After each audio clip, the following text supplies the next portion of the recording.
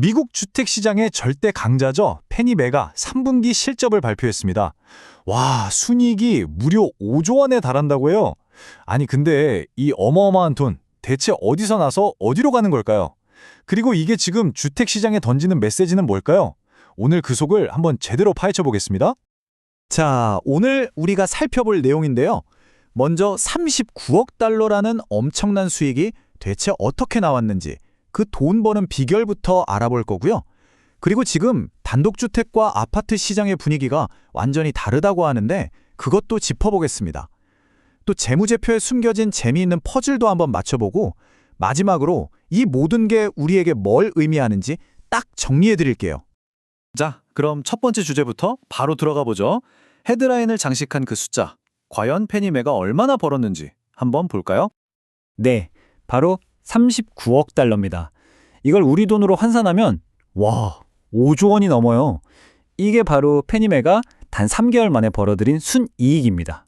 정말 엄청나죠? 오늘 이야기는 바로 이 수질에서 시작합니다. 아니 근데 이런 막대한 돈을 벌어서 그냥 회사 금고에 차곡차곡 쌓아두기만 할까요? 당연히 아니겠죠.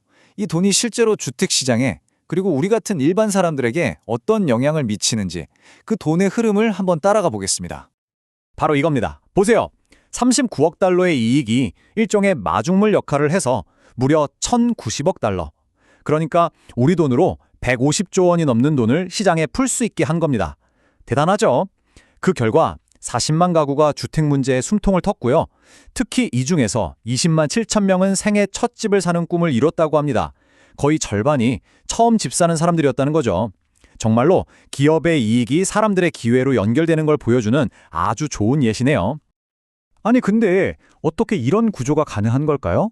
어떻게 돈을 벌어서 시장에 다시 유동성을 공급하는 이런 선순환이 만들어질 수 있을까요?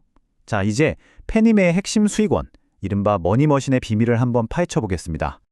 페니메의 사업 모델을 이해하려면 딱 하나만 기억하시면 됩니다. 바로 보증수수료인데요. 이게 뭐냐면 우리가 은행에서 주택대출을 받잖아요.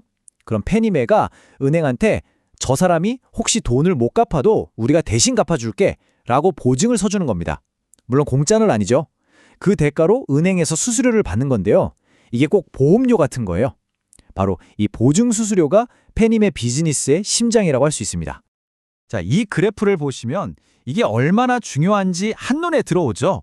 전체 순수익에서 무려 81%가 바로 이 보증수수료에서 나옵니다.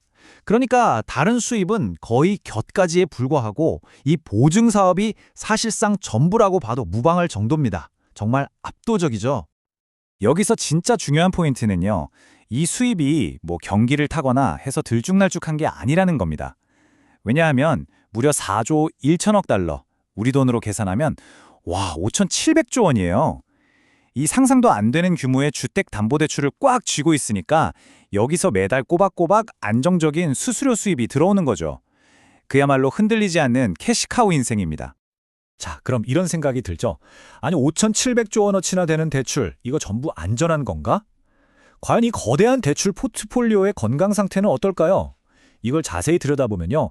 지금 시장의 두 가지 상반된 얼굴이 딱 드러납니다. 여기서 완전히 두 개의 다른 이야기가 펼쳐집니다. 먼저 단독주택 시장은요. 굉장히 안정적이에요. 연체율이 아주 살짝 오르긴 했지만 거의 미미한 수준이고요. 대출받은 사람들 신용도도 아주 튼튼합니다. 그런데 문제는 아파트 같은 다가구 주택 시장입니다. 여기는 지금 상황이 좀 안 좋아요. 임대료는 생각보다 안 오르는데 운영 비용은 계속 올라가니까 수지가 안 맞는 거죠. 그러다 보니 대출금을 제때 못 갚는 경우가 눈에 띄게 늘고 있는 상황입니다. 한쪽은 맑음, 한쪽은 흐림, 이렇게 딱 갈리는 거죠. 이렇게 시장의 분위기가 다르다 보니까 페니메의 지무제표에서도 아주 재미있는 현상이 나타납니다. 이걸 저는 자본의 수수께끼라고 부르고 싶은데요. 한번 보시죠. 자, 먼저 이 숫자부터 보세요. 1,055억 달러. 이게 페니메가 가진 총 순자산, 그러니까 찐 재산입니다. 어마어마하죠. 그런데 바로 다음 숫자를 보면 고개를 갸우뚱하게 됩니다. 마이너스 254억 달러. 이건 뭐냐면 규제 당국이 요구하는 기준에 따르면 오히려 자본이 이만큼 부족하다는 뜻이에요. 아니 잠깐만요. 순자산은 1,000억 달러 넘게 있는데 규제상으로는 254억 달러나 부족하다니? 이게 도대체 어떻게 된 일일까요?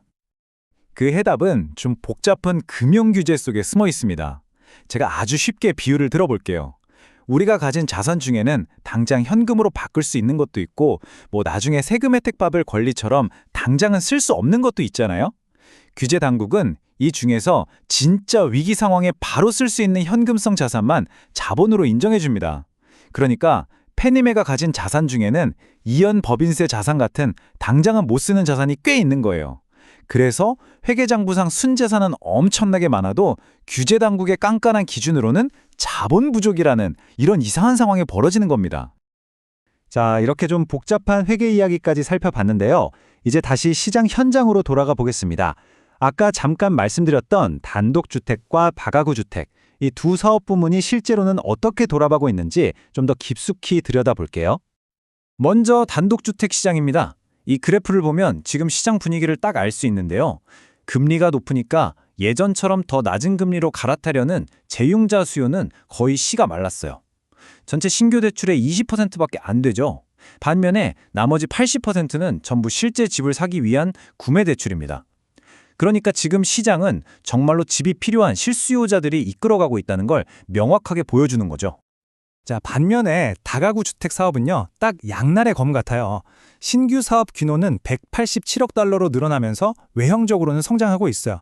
그런데 그 이면을 보면 아까 말씀드린 것처럼 연체율이나 손실액도 같이 늘어나고 있는 거죠. 리스크가 커지고 있다는 신호입니다. 그런데 여기서 아주 중요한 반전이 있습니다. 페니메가 이 위험을 혼자 다 짊어지고 있는 게 아니라는 거예요. 보증해준 대출 거의 전부에 대해서 다른 투자자들과 위험을 나눠 갖는 일종의 리스크 분산 장치를 마련해 뒀습니다. 그러니까 혹시 문제가 생겨도 그 충격을 상당 부분 흡수할 수 있는 안전장치가 있다는 거죠. 자, 지금까지 정말 많은 숫자와 그래프를 살펴봤는데요. 그래서 결론이 뭔데? 이게 나랑 무슨 상관인데? 싶으시죠? 지금부터 가장 중요한 핵심만 딱 짚어드리겠습니다. 오늘 내용의 핵심 요약입니다.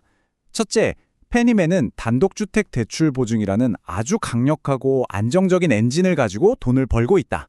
둘째, 그 덕분에 단독주택 시장은 아주 건강하지만 반대로 아파트 같은 다가구 주택 시장에는 지금 먹구름이 끼고 있다.